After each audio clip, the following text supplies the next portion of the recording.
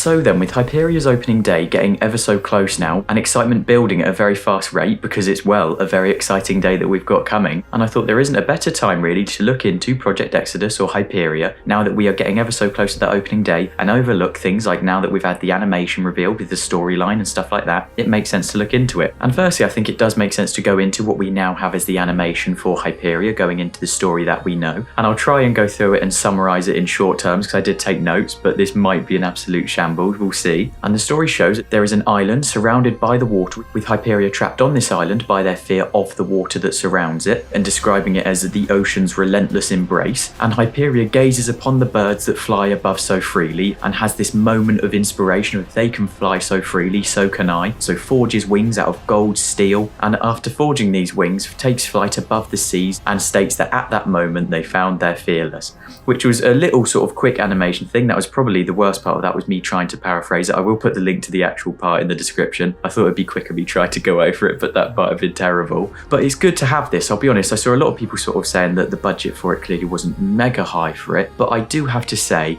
I'd rather have it than not. And having a storyline behind this ride really is good for the future of it, because it means that there is a very evident storyline to it and they're not just trying to go vague. Because as we all saw with them saying the ride would be stylized, I kind of thought, are we even going to have any storyline to it at all? But it's great that we have had a story sort of animation release for it, and it is quite a cool sort of story that I think we could all get into quite a bit, and it'll be quite an easy story to theme around and build the area upon. Now, it does make sense to go into what we now know is the area name where Hyperia will reside, which is Fearless Valley. Now, as I said, I've got to be honest on this channel about what I think of things, and as much as I think Hyperia will be a great ride, the area name sounds terrible. I'll be honest, it's like they've seen Forbidden Valley and gone, well, we'll call this Fearless Valley, even though it's on Thorpe Park, which is quite a flat profile of a park, and Fearless Valley, it just, I'd be honest, it just doesn't have a ring to it for me. But hey, you never know, it might be something that grows on me over time. But we've had that. We've also seen that the park has revealed the entrance sign photos. Now, I know that it hasn't been fully like painted up and everything, but the main structure for what will be the entrance archway has been revealed, which, although it doesn't look mega sort of high in theming, it does look stylized, which the park said is they're going for. So I guess they're going to try and sort of keep it to the same precedent around the area. But that was the point I wanted to go into now. In terms of stylized,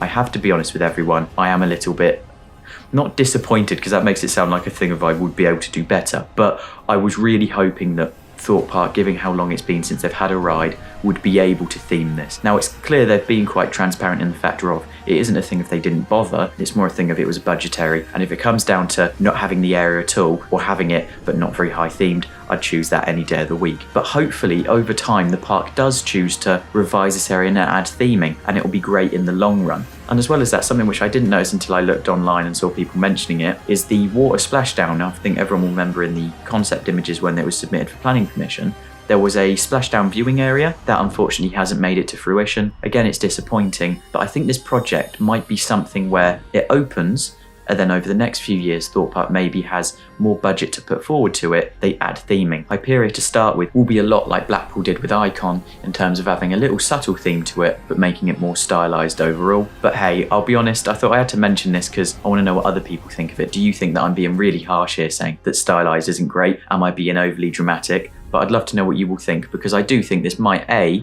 grow on people because the ride itself is going to be incredible. A 236 Mach hypercoaster with that first drop looking insane. I think that's going to make up for it tenfold, and I'm hoping that over time, when the park can add these little changes, within 5 years time where all the greenery's grown in around it, which I think is what the theme will rely on quite heavily, is this area going to look phenomenal. So thank you for watching. I'd love to know if you're going to be there for opening day. Unfortunately, I'm not in the country for that. I am away on holiday, but I have made sure to book the very first weekend I can after getting back to get a ride on Hyperia, and I'll take you all along for the ride, even though that was a terrible pun, and I'll see you all in the next one.